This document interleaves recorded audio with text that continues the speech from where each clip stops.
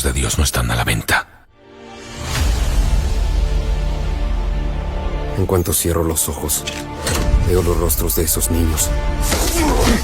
¿Cuántos pedófilos has atrapado? 288.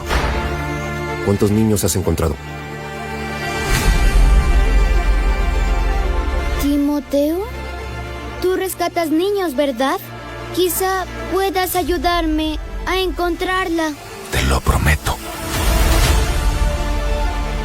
Somos de Seguridad Nacional. Sabes que no es nuestro trabajo ir a rescatar niños hondureños en Colombia. Si no hacemos nada, será una pesadilla. Imagina entrar a su habitación ahora mismo y ver su cama vacía. ¿Qué haríamos? Renuncia a tu trabajo y rescata a eso. Los atrae con su apariencia, les promete el sol y la luna. Es territorio rebelde. Nadie entra ahí, ni el ejército, ni la policía, ni nosotros. ¿Y si ella fuera tu hija? Dios te dice lo que tienes que hacer.